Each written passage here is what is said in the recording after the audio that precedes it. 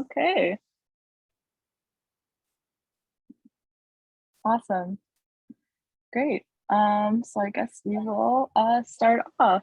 Hi everyone. I'm so excited to be doing this panel today with some really awesome people. I'm so excited everyone's here. This panel is being done through the Canada Comics Open Library. It's a registered nonprofit organization that aims to be an inclusive, educational, and recreational public space for comics and graphic novels while showcasing the work of Canadian creators and supporting comic communities. I'm excited to be joining you from Toronto Treaty 13 territory, the traditional territory of many nations, including the Mississaugas of the Credit, the Anishinaabe, the Chippewa, the Haudenosaunee, and the Wendat peoples. And we also have guests joining us from Winnipeg, also my hometown, Treaty 1 territory, and the traditional territory of the Anishinaabe, Cree, Ojibwe, Dakota, Dene, and Métis peoples. So I'm going to start off by introducing our panelists. Sonya Ballantyne, on my screen above, I'm not sure if it's from me, is a Swampy Cree writer, filmmaker, and speaker from Winnipeg, Manitoba. Her work focuses on contemporary and futuristic portrayals of Indigenous women and girls. If you want a story about a cheeky Native girl or a presentation on the media's portrayal of Indigenous women, she's your go-to. Her published works include children's book Carrie Berry Lynn, as well as contributions to anthologies such as Prose and Comic Cons and Women Love Wrestling. She has also written for television, such as APTN's Taken and the children's show Wolf Joe. She is currently working on her first feature film, a graphic novel memoir, and the forthcoming game, The Walking Dead, The Last Mile. Thanks so much for being here with us, Sonya. I'm so excited. I was really happy to have you on. We've been working for a little bit, and I've known your work for a while, and I'm just really happy that you're joining us today. Thanks for inviting me. Thanks. And we also have the amazing Alice RL, who is a professional illustrator and art teacher based in Winnipeg, Manitoba. The non-binary Ojibwe artist draws inspiration from their experiences and cultural teachings and melds it with a signature palette of bright, playful hues to create stunning juxtapositions of human brutality and emotion with hope and whimsy. Alice's range of projects include game and comic book art, digital and traditional illustration, and graphic design. Alice is a graduate of University of Manitoba Fine Arts Program and digital media design at Red River College. Alice is deeply involved in the local art community and strives to improve themselves and others. Whether working in digital or traditional art, Alice brings a unique personal style and emotional impact to all their creations. Thanks so much for being here with us, Alice. I'm really excited. I've known Alice for a long time, and their artwork is amazing, and I look up to them so much. Thank you. Yeah, no, thank you so much for having me. I'm very excited to be here. Thank you. Thanks. I'm going to be hosting today. My name is Rhael McGregor. I'm an artist and animator from Winnipeg, Manitoba, but I currently live here in Toronto. I'm non-binary, and I come from Métis and settler ancestry. The bulk of my work focus on fantasy and sci-fi romance, as well as some autobio stories. As a kid, I used to sneak off to the library and read romance stories as a kid to kind of escape some of the difficulties of being at home and find acceptance for myself through stories I read. And so a lot of my work I focus on now hopefully offers that to some of the younger kids nowadays. And again, I just want to thank CCOL for being able to host this panel and allowing these awesome people to join us today. So it's really exciting.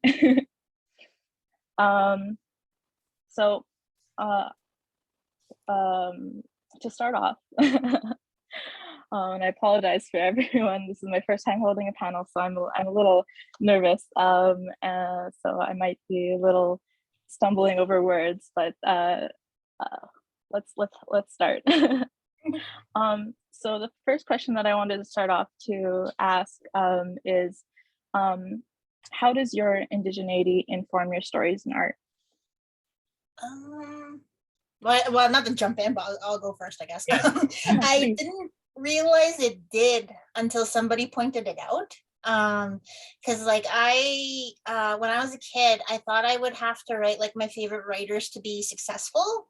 So specifically, I wanted to be Stephen King or Clive Barker. More so Clive Barker because he has my dream life of writing horror and painting on nude guys. So I'm just like, that's what I want to do.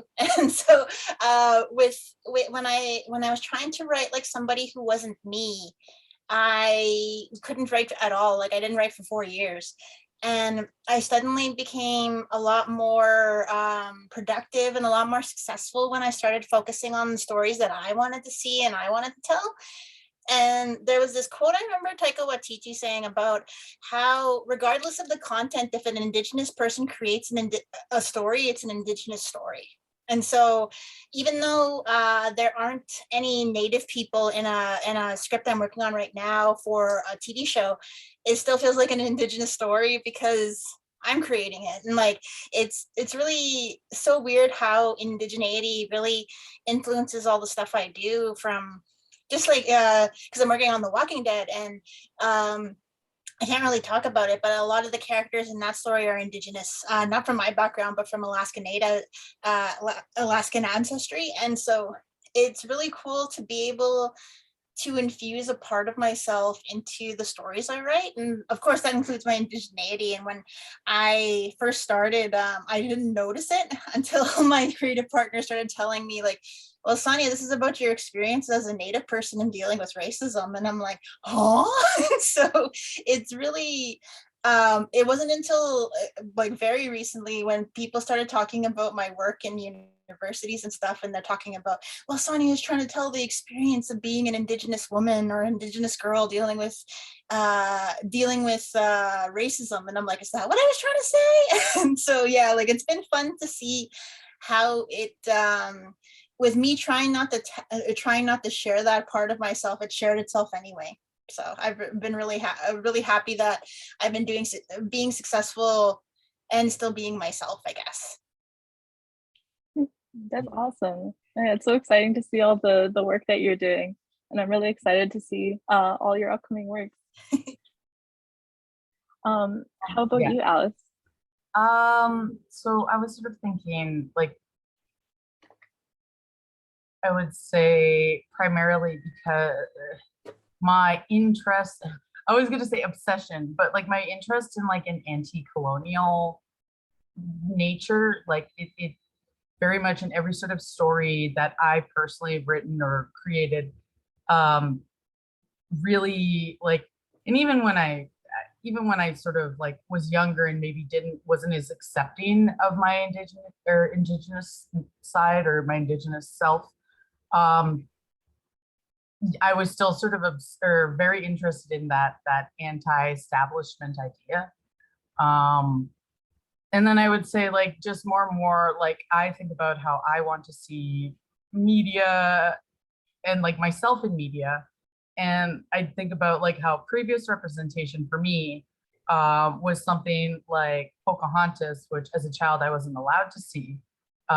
Which I also as a child was like egregious because it was an animated film that I was not allowed to watch. But my dad obviously he did know better. Like I think as a child I would have been like, wah, pretty colors. But I think about how there wasn't a lot of characters that I could pick out that reminded me of myself.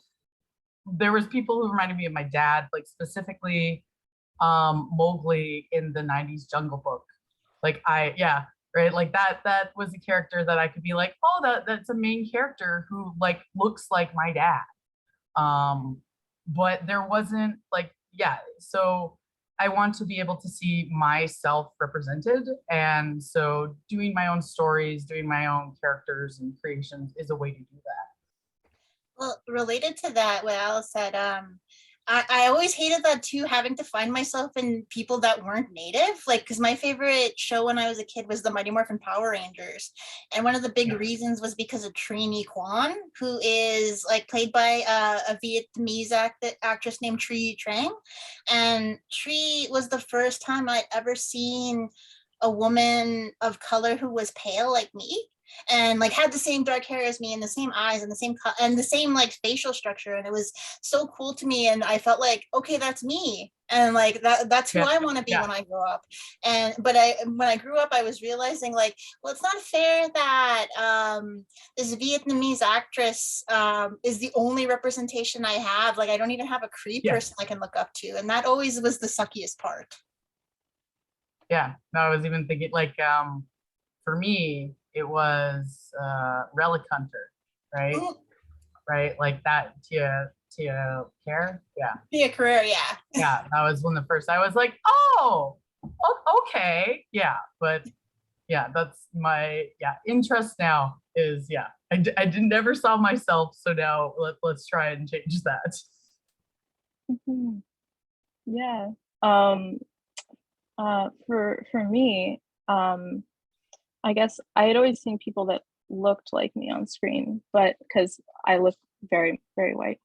But you know, I had never really seen any like comics or stories with characters who like explicitly were Métis. And I think a girl called Echo was a huge thing for me. I remember when I saw the announcement on Twitter, and I was like, oh my God, like they're writing a story about like a Métis person. That's insane. And you know, I think for me, like in regards to like how my indigeneity has informed some of my stories in art, I think it's been a bit of a complicated journey, because it's really been a journey of kind of acceptance of myself. And like there was a long time where like I really only started to try to learn about, like I felt like I could try, like I before I didn't feel like I had any access, because everyone around me had always told me, you look white and therefore you have no access to learning about being Métis, which is wrong, and it's not very helpful for a lot of communities. Like no matter if you're Métis, you're Inuit, you're First Nations, like you know, it's such a complicated history. And you know, I think as the years have gone on, and as I've like learned to accept and like I guess like have more self-love for myself, and like learning more, I've been able to incorporate more stories and feel comfortable incorporating things, especially because like as someone who looks very white, I like my fear is like ever bringing harm to the community or like saying the wrong things. And you know, I really want to make sure that I'm sensitive to that as someone who's reconnecting. So it's kind of complicated, but I really want to help grow my stories and art in this way. And I think I've been growing and more accepting, and I think that's something that I'm really excited about and really happy about in my art. So yeah, awesome. Well, let's move on to question 2. So did you grow up with cultural teachings and stories, or did you learn them in later in life? And how does this affect your stories? Well, one of the sad things about growing up was that my grandparents and my parents, who spoke Cree fluently, my grandma decided that me and my sister weren't going to learn it because she didn't want us to have accents. And so despite her best efforts, like teachings and stuff would still sneak through. Like, for example, I had a really close relationship with my chapan, my great grandmother, my grandfather's mother. And she was super close with my sister, and we called her Puppy Kukum because she always had she had 50 dogs. The Carrie Berry Lind is largely about her, and and like certain things would come up, like you don't, like during a thunderstorm you cover the mirror so the lightning can't get you anywhere in the house, and you unplug the TVs and stuff. And my grandma would tell me stories about animals that would come to visit her when my grandpa was hunting and stuff like that. But it was also really scary stuff too, because I remember when I was learning how to powwow dance when I was a little kid, we went to a powwow, and there was a sweat lodge, and it was the first time I'd ever seen one. And so I asked my mom, like, Mom, like I got a bathing suit, can I try it? And she got really scared, and she was like, no, because it's devil worship. And so like it's gotten better in recent years with like us reconnecting with our culture. But it was so really, one time somebody told me that I was a privileged native because I grew up on the res with access to culture. And I'm like, no, I didn't. Like my grandmother cut that off. Like I grew up on the res, but like my family went to church, and like everything about being Indigenous was devil worship. And so it's still coming back to me now. And I guess that's why a lot of my stories, like my film Eagle Girl, for example, is about people reconnecting with culture and spirit specifically, and realizing that that just because you're cut off doesn't mean you can't go back to it, and that unlearning certain things because it helped you survive in the past is a good thing to do. Like, and so I understand now that my parents and my grandparents were trying to prevent certain racist things from happening to us. And because I'm pretty racially ambiguous. So the fact that like when people find out that I'm Native, it's always because I tell them because they made an anti-Native remark. And so it's something I'm trying to pursue a little bit more, just because my parents aren't getting any younger and I really want to learn how to speak Cree and stuff. So it's really important to me. So I'm still reconnecting. Mm-hmm. Yeah. Yeah, totally. Like I definitely grew up with some. Like my dad is to an extent, was disconnected from his family. So like I did not see my grandma a lot or my aunts and uncles, kind of because he was the one who got out, right? He was the only one who went to university, you know, had a house and stuff. So yeah, like that. But you know, there was definitely, like, my dad loved to tell us like scary stories. So like I know a lot of like scary stories and like superstitions. But definitely, like, even there's like when I think I was 8, I went to Ontario, and I was able to go to where there's some like cave paintings on the side of the wall. And it's kind of like, that was a nice memorable thing because I got to touch like and see the Mishpeshu, which is like the river links drawn on the rocks there. And that was kind of nice. But like I would say primarily things that I learned were like, you know, in school we would have like an Indigenous social studies thing, right? And we learned like, you know, trickster, you know, the crow and the coyote and the rabbit, and you know, we're like, yeah, okay, raven, cool. Yeah, but not to the extent that I was taught it. Mm-hmm. No, totally. I also like I think I had learned some small bits that snuck through unknowingly, which I ended up realizing later in life were different like Métis stories and different Anishinaabe teachings as well. But I also did learn because I also took like Indigenous classes in school, and I would also hear some of these stories. But no, it's very interesting, you know, doing the reconnecting journey and having that be a part and like take part in everything, like kind of like what you're saying, Sonya, like my grandma, she her first language was Michif, and she cut off everything and didn't want her children to speak because it was a dirty language.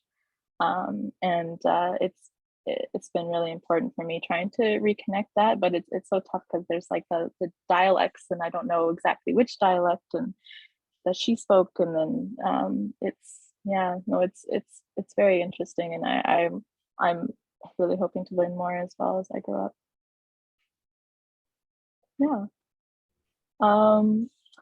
The next question that I had was, do you deal with any insecurities as an Indigenous creator?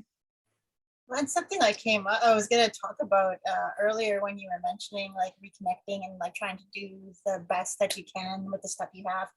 I was always terrified about getting it wrong, but then I realized like, no, like me telling my story is how I've lived it, like, and how I've experienced it. Because I remember I was doing a screening with Tasha Hubbard at the art gallery once, and she presented this really beautiful film about this family who was reconnecting after they got scooped as in the 60s. And it was a very beautiful movie that was largely about like their relationships and how they dealt with the loss of their mother, and how they were scared that they wouldn't be able to reconnect because it's been so long since they've been like a family. And I remember there was this old man, this old native guy at the Q&A, like one of those old guys that like the sort of terrible native old guy who talks for 20 minutes until he gets to the question. But then he was saying like, I didn't appreciate that you didn't tell our story, like my story, that you didn't focus entirely on the 60s scoop and what it was, that you didn't focus on the historical aspects of it. And I remember, I can't remember exactly what Tasha said about it, but I remember thinking, well, that's not the story Tasha wanted to tell. Tasha wanted to tell a story about a family who were dealing with the 60s scoop. Like, it was why I didn't want to write about residential school for the longest time, because I felt that no matter what I did, somebody was going to say it was wrong. And so I only recently started writing a story about residential school, and it's because it's about the healing power of music and how it helps you deal with trauma. And so it's about this girl finding out that her mother went to residential school and that she was a huge fan of John Fogerty. And it's largely based on my mother. But I just love the idea of this white guy becoming a spirit, like a spirit of its own in our own culture that guides this girl to get to where she needs to go. And so it's, but I know people are going to be like, well, Sonya, how come you're casting John Fogerty as this spirit? Like, he's a white guy, Sonya, and a rich white guy who lied about living in the bayou. And it's like, well, like, I believe in spirit, and I believe that like it takes personification in different types of things, not just being native. And so like I'm constantly afraid of getting things wrong. And but I decided a long time ago that as long as I'm telling the truth in my way, then there's always going to be somebody complaining about it, especially if you're doing good work. And so it's something that I'm worried about with The Walking Dead when it drops, because a large part of it's about oil and gas. And I know people are going to be coming into my mentions going, Sonya, how dare you promote oil and gas? And I'm like, I'm not promoting oil and gas. And so it's like, I don't know. It's sometimes there's that crabs in the bucket thing where sometimes the worst critics are your own people. But then I'm like, no, like I'm not trying to say I'm the elder about all this knowledge. I'm just saying I'm telling the story. And I don't try to say that my stuff is a textbook. I just say that this is what I learned and this is what my grandma taught me. And it's not right and it's not wrong. And what you were saying, Rhael, too, about not knowing the right dialects, I think that the spirit will understand, like, whatever dialect you use. Like, yeah, it's sad that we can't learn the exact dialects of our ancestors, but having the words there is more important than having it be exactly right, if that makes sense. So yeah, I hope that answers the question. I went off on a tangent there for a second about oil and gas. No, I appreciate it so much. Thank you. Yeah, no, I think it's a good point about how, like, yeah, everything, like, and it's not like you were the one who was like, yeah, I'm gonna oil and gas because I love oil and gas. I can't wait to put this in my zombie game. Like people assume that, yeah, like this, you did this because you love oil and gas, and you're like, nah, it's a zombie game, like. So yeah, no, like it was one thing I feel, and this could be like, it could be with anything, but like trying to break into any industry or getting any kind of like notice, like it can be daunting, and then also like it can be disheartening to like continually try to look for things or get noticed, I guess, like especially with social media, which like I have honestly all but sort of mostly dipped off of for like the betterment of my mental health, and just in general my work progression has gone up, or just I feel better about my work without having to feel like consistently showing it or consistently proving that I have done things. And like there's an amount of wanting to like be known and get work, but like at the same time, like for me, like being Indigenous and trans, like it can be scary, or like, well, not scary, but or well, yeah, to put yourself out there like as yourself.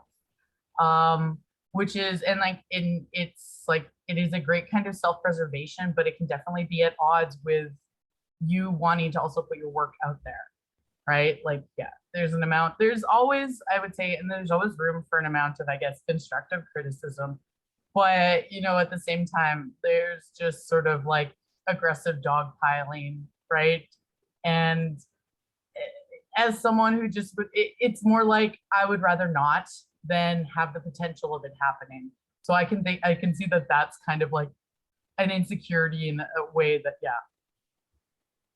Well, the more you make yourself visible, like the more targeted you become as like as the spokesperson for your people. Like I remember my dad was introducing me to some older gentleman back home, and like he looks at me and he's like, "Oh, I remember her. I saw her on the news causing a ruckus," and I was like, "Thanks, Shoom," and stuff like that. Or like when I went to like content warning, like I'm going to talk about sexual assault and murder here, but when I was going to New York Comic Con and I was getting I was promoting like the fundraising I was doing, some stuff went down, and like I was getting really horrifying messages from people who were threatening me about when I was going to go to New York by saying like, "Oh, you better hope I don't run into you at the con, like they have metal detectors, but that won't help you," that sort of thing, and like saying that they were going to rape me and murder me and stuff like that. And it was horrifying because I was just like, I'm just trying to go to a con, leave me alone. And so I had to report that, but it's like, but then I realized like being visible is a small price to pay if it means like, and dealing with some of this like ass hattery from these types of dudes means more to me than anything, because there are still kids like me and Alice out there who want somebody who looks like them in movies and in comic books and books in general.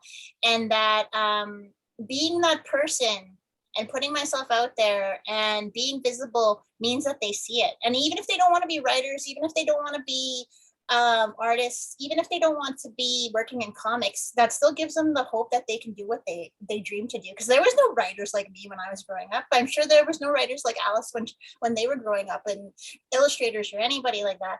And to be the example that you can do what you want is something that I'm really happy to do, because like I know I'm gonna hit a ceiling soon, and when I hit that ceiling, the path behind me will be open up for the kids that I've inspired, so that they can go further and like they can break that ceiling for me.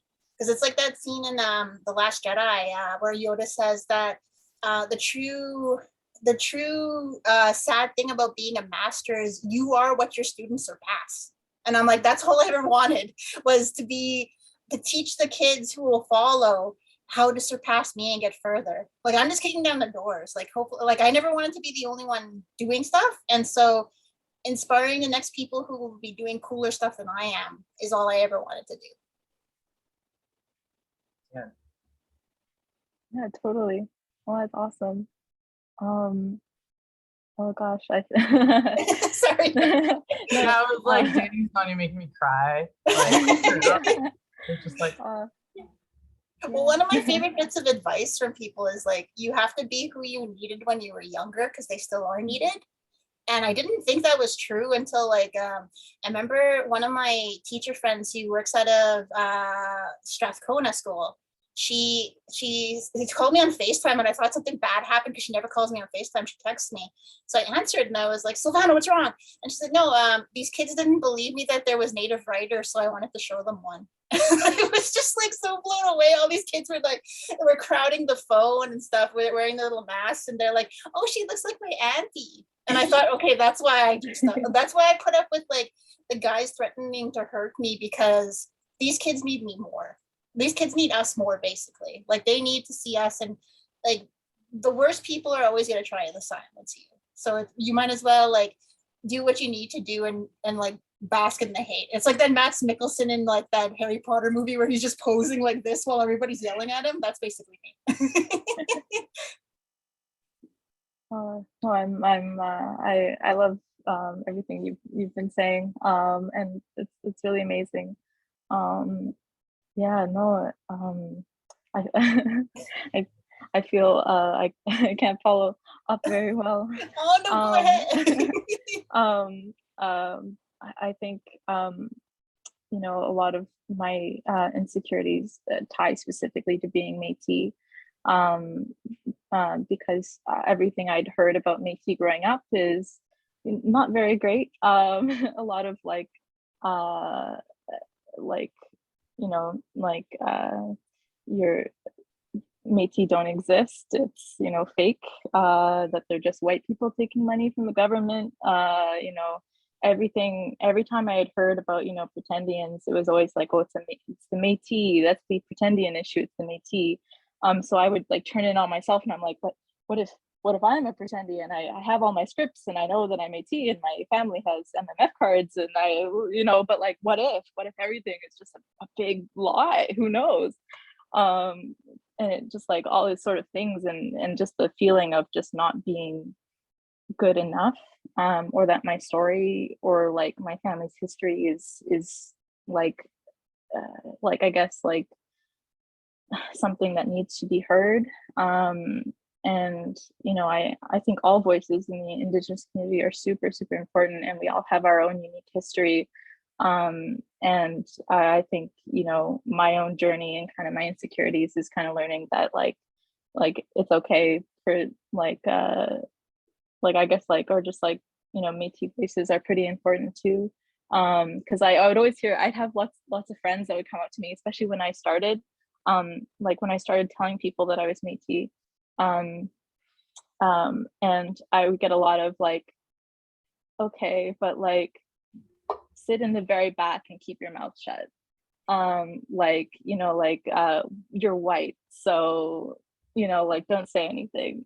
And it's like, well, I'm not trying to speak over anyone's voices, you know, especially not like First Nations or Inuit voices, or like anyone who is like brown and Métis or black and Métis. Like that's not my space. Like I'm only here to tell my story, and that's all I would ever want to tell. And you know, like that's my only space. And you know, like I think just like learning that that's okay to have that space and to like talk about those things, like, but it's still such a like a back and forth thing, because I don't know, like even today when I like was setting up this panel, I was just like, oh my gosh, like Sonya and Alice are just so amazing, and like you know, like, oh, like like I feel so nervous, like because you two are so amazing, and like I still have that sort of little bit of just like I'm not like uh like good enough, or like good enough representation. And I think, you know, it's been really nice hearing, you know, your words, Sonya, and like hearing about how you like handle things and stuff. And that's definitely something I'm working towards, and I've gotten so much better at, just even at the past year. So yeah. Awesome. Yeah, no, I was just gonna say, yeah, like I would say most, like, but it's just like it's like a baked in thing a little bit, right? Like the self-doubt or the not, but like is like, I don't want to say most Indigenous people had it, but like lots of Indigenous people I think had like, I don't want to say a phase, but a time in their life where they were like, no, I can't be Indigenous now, or like, no, I'm, you know, I'm the more white side of my, you know, like, because it will either benefit or like all that we see of Indigenous people. Like for me, it was Indigenous people either live on the reservation, which I don't, or they live in the cities and they're homeless and drunk, right? Like those were the two options I was presented with. And so I was like, well, I am neither of these, so I must not be this. So I think, yeah, there's a lot of like confirmation bias that, I don't know, the world has sort of, yeah. Oh, sorry to interrupt you. Oh, yeah.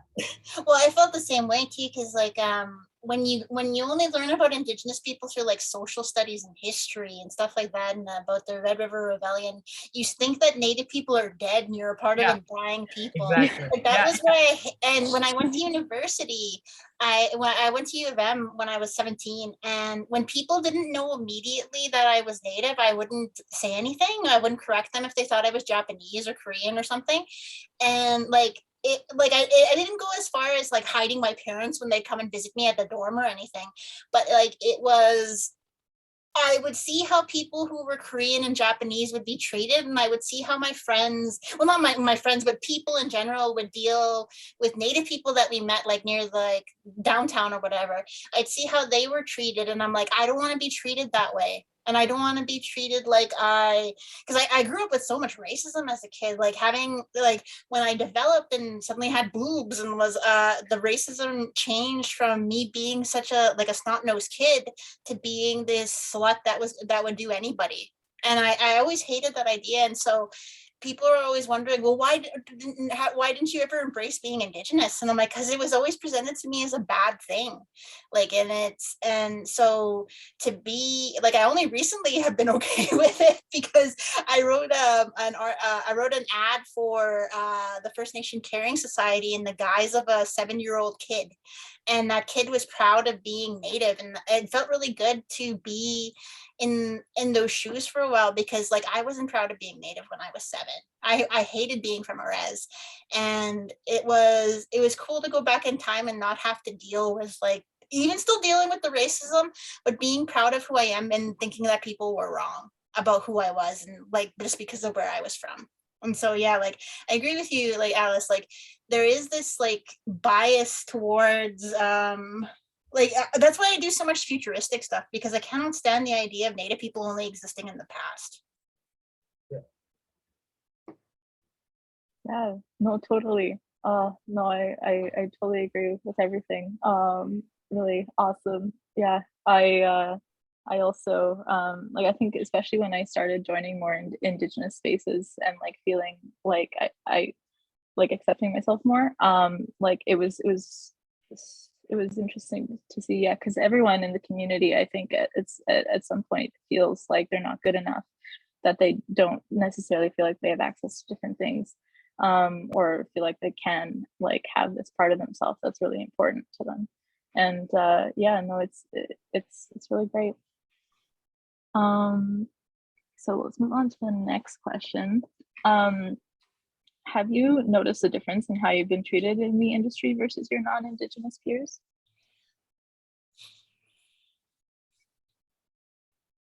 I think it was more so when I was younger, like not so much in like the literature side, but more in the film side.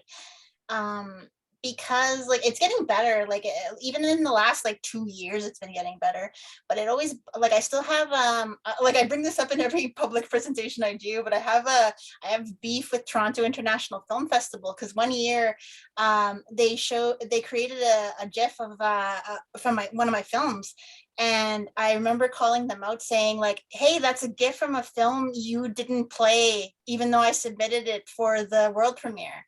And like I've publicly called them out on the fact that if they have an Alan East film or an Amanda Strong film, then they're like, well, we're done. We have our woman and we have our Indigenous person, so like we're good. We don't have to have more people in there.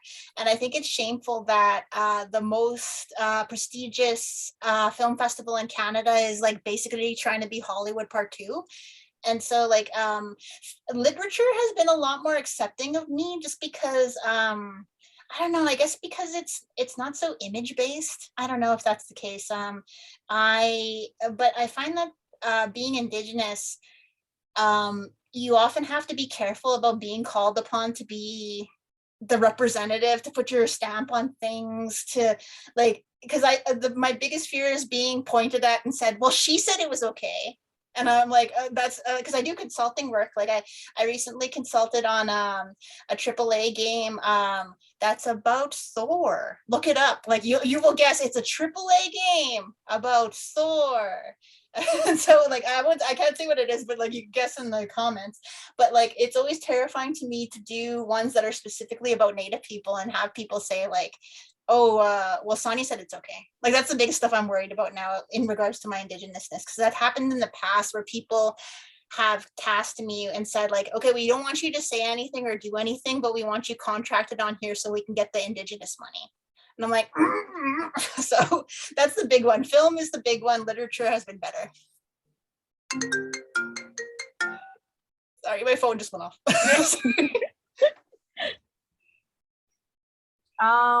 And I was just say, like, I think this goes for me, like, with being able to get known. And like, I do definitely think there have been like positive changes and improvements. And I don't know if this is, oh yeah, well, I definitely believe that like what word of mouth is, and who knowing people, like that's the number one way to do things. But like potentially like, and I'm not sure how this would be fixed, because once again, a lot of jobs come out of those situations, and potentially like, I've worked in places where I've asked like, why don't we not hire more like Black and brown people? And they're like, well, we hire who we know, which wasn't a great answer, right? So, but it sort of, I guess, sort of speaks to the bigger problem of just sort of like places where could get hired are potentially isolated because they already know someone who is already sort of available, kind of thing, rather than thinking outside the box kind of situation. Yeah, my short answer is like, yes, it seems they are able to make connections easier, but like that I think is just, it can be based on a variety of different things, sort of thing. Mm-hmm. No, totally. Yeah, no, it's really interesting. Like, I guess, yeah, seeing how like different people kind of interact with like, especially like people in power situations, like interact with like job situations and who they hire and things like that. And I think it's like, especially as someone who like very visually white, like I've definitely had situations where like I think a lot of white people trying to be inclusive see me as someone that they're like, oh, here's someone who looks like me and is Indigenous, and I can ask them whatever questions and they won't judge me. And or like, like I think there's also a lot of like kind of like what you were saying, Sonya, with like people looking for your approval or to like have you as like the token person. And like, especially like in my situation, it's like, well, no, like don't take me, like I'm like, you need people who are Indigenous and like aren't white as well on your team. Like I am not the spokesperson, and I shouldn't be the one person you have on your team. I'm no way qualified. And like even I'll have situations at jobs where like someone will say that they are hiring me to like come into a class and talk about comics, and that's what we agree to. And then I show up and they're like, oh, so are you ready to talk about the 4 directions and the sacred teachings? And it's like, wait, like why you didn't tell me about any of this? And they're like, well, you're a Métis. It's like, well, that's not necessarily what I agreed to come in here to talk about. And like I don't feel like I'm the person, like as much as I know these teachings, like I don't feel comfortable teaching them, and that's not what we agreed to. And why is that something you expected from me, like when we didn't have that conversation before? Like there's so many better people that like like I can't do this. I don't know. Oh, definitely. Mm-hmm. Awesome. Yeah, I think I'm going to merge the last 2 questions we had because we're running a little bit low on time. So how do you feel there are any barriers for Indigenous artists in the publication field? Are there any ways we can make these spaces more accessible? And what sort of features would you like to see for Indigenous stories in publication? Well, the big thing is, like, I remember when I was working for an art gallery, and there was this guy named Linus Woods whose art I really, really loved, and I loved this art style he did that like focused on aliens and UFOs. And I was like, Linus, like, why don't you do more of these cool UFOs? Like, they're awesome. Like, why don't you do that? And I remember he told me, because the horses sell better. And like that's all I could think about, especially now that I am an artist myself, like I'm a writer and stuff. And it's always so weird to me because like it's a conversation that came up as well in regards to content creation. Like I was thinking about going into streaming because I love video games, but then I realized why does everything I have to be loving and like everything that gives me pleasure, why do I have to monetize? And I'm like, so it's something that comes up in regards to writing as a Native person and creating as a Native person, that it has to be a specific type of thing. Like no shame at like people who do the woodland style art, like the I don't want to say like Thompson Highway, what the heck's his name, the most popular type of Native art, if you Google it, like that type of art is the only acceptable Native art. And it's like, say you get a job and they're like, well, you didn't give us what we wanted that type of thing, we want that sort of thing. And so it's something that's really horrifying to me because it's like, well, that's the story, that's not the stories I tell, that's not what I do. And so I think it's getting better, but it's still difficult because like you often have to make the changes that will result in it being better for someone behind you. So you have to put up with like all this poop sometimes, and like you make it better for the next person. But sometimes that can get tiring because like sometimes you like I often crack jokes about how I'd sell out for things. Like if I got a Disney contract, like that would be the only thing that would get me off of Twitter, is because like I would want to ruin like them bringing a dump truck full of money to my house. Like I would go off Twitter completely.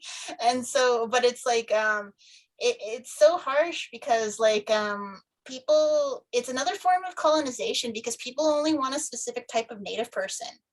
And when you don't fit that mold or you don't create art in that mold, then it becomes they don't want it. So yeah, that's one of the hardest things about it so far. Yeah, that's a good one. Yeah. Yeah, I want to like, I think there's a lot of like obvious barriers, like the idea that, you know, like these kind of stories don't need to be told, or it's like it's in the past and blah blah blah. But then there's also like things like just like what's okay to depict, what ceremonies, what items are okay to be represented versus like what's not, and what should just sort of be referenced. And like, and I think like, and this is like, you know, colonization, of course, but like a big barrier can be like Indigenous people themselves. Like there's obviously learning for everyone still to do, but like some can be transphobic, homophobic, racist, and it can be difficult to be at odds with someone who shares like some of your experiences, but like doesn't come from the same place of learning as you. And like not, once again, not, this is not necessarily their fault or anybody's fault, because like colonial systems have been put into this, been put in place to shame us, right? And like, and I don't have a solution for like, all I think that could be done is like learning and like to put forth like to really try and empathize with people and other people, or yeah, like that's the only way I see through something like that. Like the other one was just like, I would love to see more animated stories with Indigenous figures.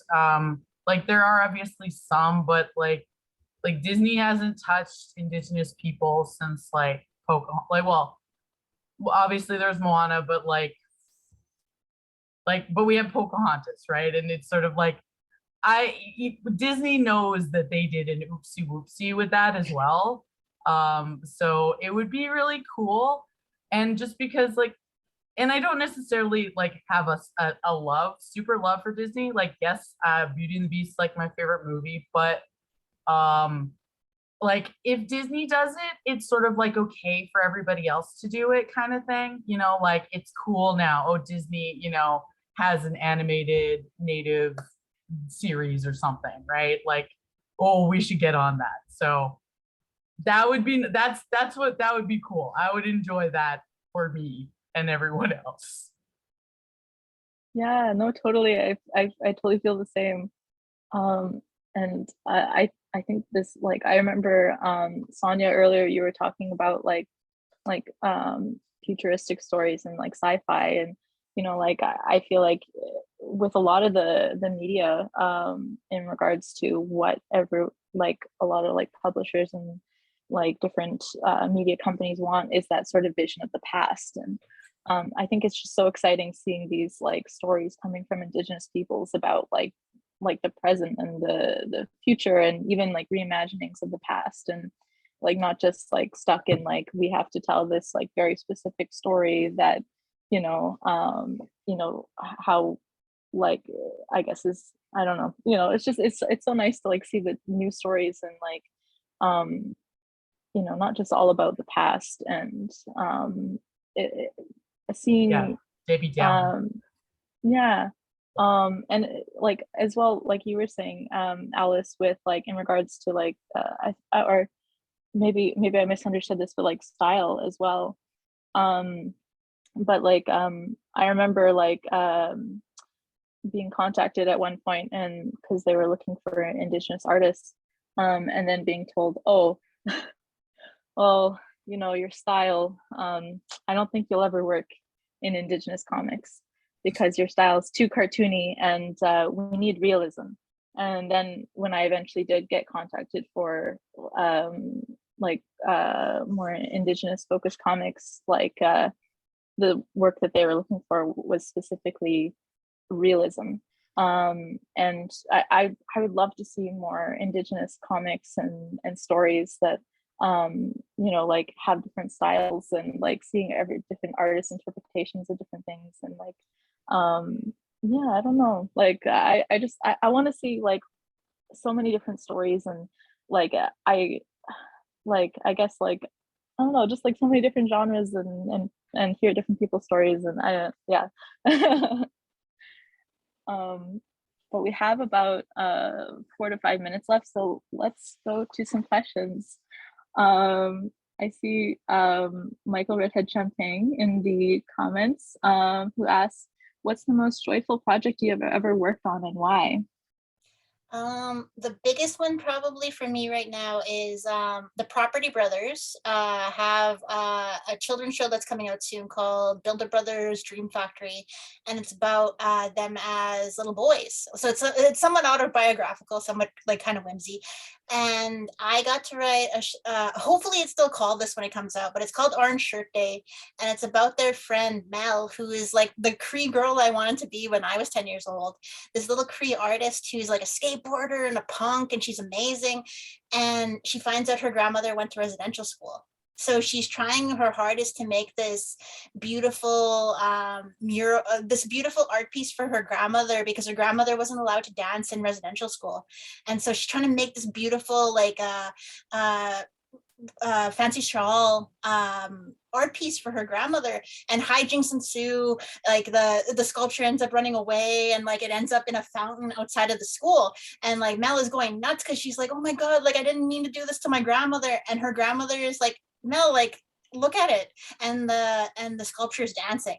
And so like it made me feel really good, because there's so much of your life when your parents go through horrible things. My parents went to residential school, and that helped me deal so much with my own pain regarding wanting to go back in time to save my family. It's like, it's not what they want. Like they don't, this stuff has happened. They just want us to be happy. And so I hope that episode ends up winning a bunch of awards, because I'm like, it was one of the, like, it's one of the most the thing I'm most proud of it so far of what I've done. And like, I can't wait for people to see it. And I hope that it ends up being something that lives on and is used in schools and stuff. So that was the most joyful thing I ever made. I'm Awesome. gonna bang out all of the questions. I'm gonna try. I've been teaching art for like almost 20 years now. I started when I started when I was 15. They didn't start paying me until I was about 18 though. But I have like, and I've had a lot of students, but I have one student who I've had since she was 8 years old, and she's 16 now. So I just sort of, and it's one of my favorite things to see like the progression, like, and she's been coming to my classes like, I guess 3 sessions a year since she was 8. So it's one of the nicest things to see like the progression of that kind of thing. Like I really enjoy working with kids. They're hilarious and funny, and it's a lot of fun. I was like, I do like there, and I would say for people who want to hire me, they need to understand that the style that I do is the style I do. If they want to pay someone for a style, they can go find that person, especially realism, or like I can draw Indigenous, right? Like I can, but it's just that's not how I do. That's not my particular style. And I might go out of my way and do it, but that would probably be for me and no one else, kind of thing. But yeah, like I don't feel that, but that's because I also have like really weird, strict standards for me where like I will not work for casinos or like scratch tickets, crypto. Like I will not work for any of those things, even though I've been asked. Just because I do not believe in them, and I think they are not ethical in my humble onion kind of thing. That was also, and I would say for the person with like an Indigenous family member, I would say if they are open to like sharing with you, and if you being there for them is really good. Yeah, I was like, yeah, books, yeah, aren't about trauma. That's a good one. I would just say like try to interact with them and try to get like, like be a part of it. Like you don't have to be Indigenous to like enjoy or interact or do the stuff like, even doing things like making bannock together or something, right? Like that's fun. And it's fried bread, right? Like everybody loves fried bread. Yeah. So yeah, stuff like that. And I want to say, a lot of the time creative ideas are shot down if we don't use trauma, because there's so much in the news about trauma, and that's such an easy thing for people to understand, I guess, right? Like people understand, well, it took them a while, but people now understand that kind of, like, oh, wow, that's really messed up that this whole thing happened kind of thing. So yeah, and it drives me nuts too, the trauma story, because we're like our stories are still stuck in the 70s, like where our parents and grandparents are going through residential school. And I'm like, man, I can't wait till like people can talk about my trauma in like the 80s and 90s, like dealing with no Native people on TV and having to watch the Fresh Prince every day. Well, not having to, I love the Fresh Prince, but yeah. Totally. People like the trauma. We like sad things. No, totally. That's also something I'm excited to see as well. Plus sad things or happy things. Yeah. Oh gosh. I'm making my way through the questions.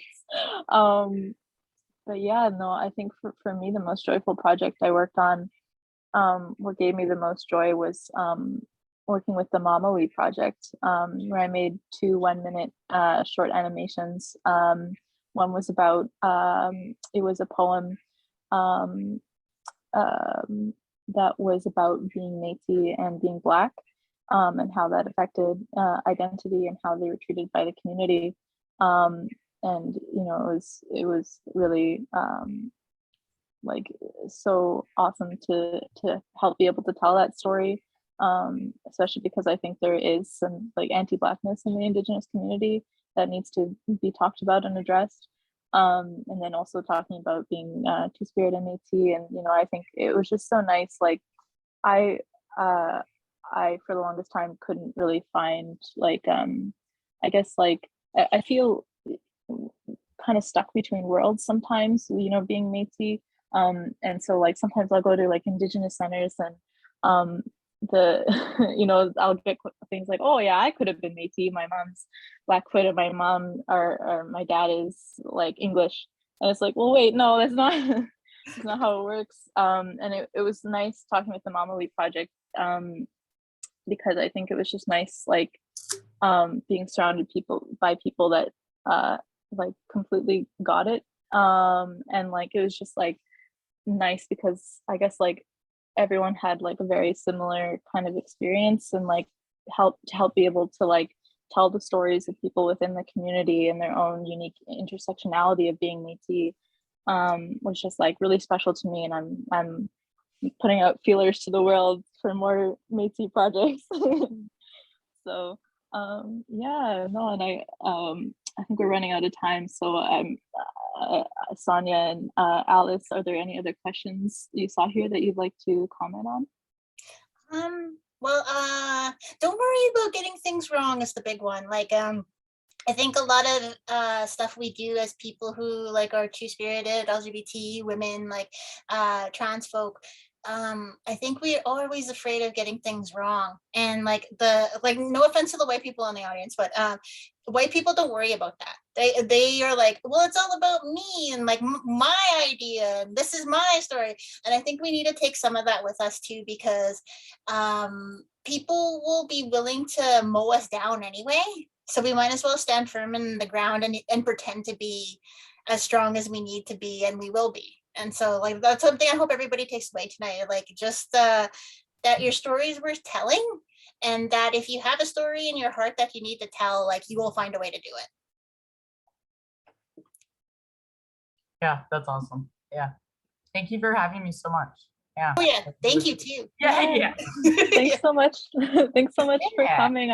I'm so excited that you both could come here, and like I'm so thankful for everything you shared with us today and all the like knowledge and your experience, and it's like so important and helpful and awesome, and I'm so excited to see like work that comes from both of you, and just like I'm very happy to have you here today. Thanks so much for coming. Oh yeah, thank you. Thanks everybody.